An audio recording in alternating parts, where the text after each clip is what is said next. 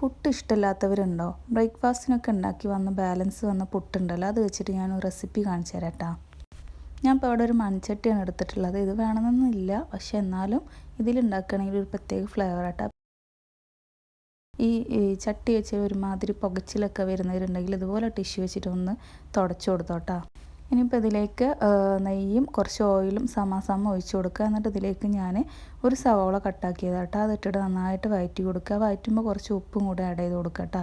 പിന്നെ ഇതാ ഇഞ്ചി വെളുത്തുള്ളി പച്ചമുളക് പേസ്റ്റ് ആക്കിയതാണ്, അതും കൂടെ ഇട്ടിട്ട് നന്നായിട്ട് വഴറ്റി കൊടുക്കുക. പിന്നെ ഒരു തക്കാളി ഉണ്ടല്ലോ, അതും കൂടെ ഇട്ട് കൊടുക്കുക. തക്കാളി ഒന്ന് വഴറ്റിയെടുക്കാനായിട്ട് ഇതിലേക്ക് കുറച്ച് വെള്ളം ഒഴിച്ചിട്ട് അടച്ച് വെച്ചിട്ടൊന്ന് വേവിച്ചെടുക്കുക കേട്ടോ. അപ്പോൾ തക്കാളി ഉള്ളിയൊക്കെ നന്നായിട്ടൊന്ന് വാടി വന്നിട്ടുണ്ട്.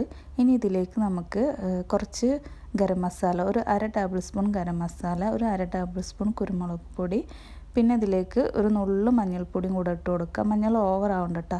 ഇതും കൂടെ ഇട്ടിട്ട് ഒന്നുകൂടെ നന്നായിട്ടൊന്ന് വഴറ്റി കൊടുക്കുക. ഇനിയിപ്പോൾ ഞാൻ അതിലേക്ക് ചിക്കനാണ് ആഡ് ചെയ്ത് കൊടുക്കുന്നത്. ചിക്കന് ചെറിയ ചെറിയ പീസാക്കിയിട്ടുള്ള ചിക്കനാണ് കേട്ടോ, വലിയ പീസാക്കരുത്, ചെറിയ പീസാക്കിയിട്ട് തന്നെ ഇട്ട് കൊടുക്കുക. എന്നിട്ട് മസാലയിൽ നന്നായിട്ട് മിക്സ് ചെയ്തെടുക്കുക. ഇനിയിപ്പോൾ ഈ ചിക്കന് വേവാൻ ആവശ്യത്തിന് കുറച്ച് വെള്ളം ആഡ് ചെയ്ത് കൊടുക്കുക. എന്നിട്ട് അടച്ച് വെച്ചിട്ട് ചിക്കൻ നന്നായിട്ട് വേവിച്ചെടുക്കുക. ചിക്കന് ഫുള്ളായിട്ട് തന്നെ കുക്കാവണം കേട്ടോ, കാരണം ഇതിൽ നമ്മൾ റൈസല്ലല്ലോ ആഡ് ചെയ്ത് കൊടുക്കുന്നത്, പുട്ടല്ല. അതുകൊണ്ട് തന്നെ അധികം നേരമൊന്നും ദമ്മിലിട്ടിട്ട് വെക്കാൻ പറ്റില്ല. പിന്നെ ഇതിലേക്ക് ഞാൻ കറിവേപ്പിലും മല്ലിയിലും കൂടെ ആഡ് ചെയ്ത് കൊടുക്കുന്നുണ്ട്. അപ്പോൾ അതും കൂടെ ആഡ് ചെയ്തിട്ട് നന്നായിട്ട് മിക്സ് ചെയ്തെടുക്കുക. ഇനി ഇതിലേക്ക് ആവശ്യത്തിന് തൈര് ആഡ് ചെയ്ത് കൊടുക്കുക. നമ്മൾ ബിരിയാണി മസാല എങ്ങനെയാണ് ഉണ്ടാക്കുന്നത് അതേപോലെ തന്നെ ആയിട്ട് ഉണ്ടാക്കുക.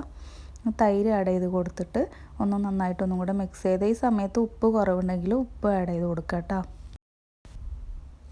അപ്പോൾ നന്നായിട്ട് മിക്സ് ചെയ്തെടുത്തിട്ടുണ്ട്. ഇനി ഞാൻ ഇതിലേക്ക് ആഡ് ചെയ്ത് കൊടുക്കുന്നത് പുട്ട്, നമ്മൾ നേരത്തെ എടുത്ത് വെച്ചില്ലേ പുട്ട്. ഞാനിപ്പോൾ ഇതിൽ പുട്ട് ഉണ്ടാക്കിയെടുത്തതാണ് കേട്ടോ, എൻ്റെ അടുത്ത് ബാലൻസ് പുട്ടൊന്നും ഉണ്ടായിരുന്നില്ല. അപ്പോൾ ഈ പുട്ട് ഇതുപോലെ നന്നായിട്ടൊന്ന് പൊടിച്ച് കൊടുക്കട്ടെ, കൈ വെച്ചിട്ട് നന്നായിട്ട് പൊടിച്ച് കൊടുക്കുക.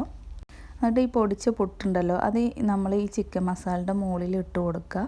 നമ്മൾ ബിരിയാണിയൊക്കെ ദം ചെയ്തെടുക്കുന്ന പോലെ തന്നെ ദം ചെയ്തെടുക്കുക കേട്ടോ. അപ്പോൾ അത് ഈ പൊടിച്ച് വെച്ച പുട്ടെല്ലാം ഞാൻ ഇതിൻ്റെ മുകളിലേക്ക് ഇട്ട് കൊടുക്കുന്നുണ്ട്. എന്നിട്ട് ഈ സ്പൂൺ വെച്ചിട്ട് നന്നായിട്ടൊന്ന് ഇതുപോലെ പ്രസ് ചെയ്തെടുക്കുക കേട്ടോ. ഇനി ഇതിൻ്റെ മുകളിലേക്ക് കുറച്ച് തേങ്ങ കൂടെ ആഡ് ചെയ്ത് കൊടുക്കുക.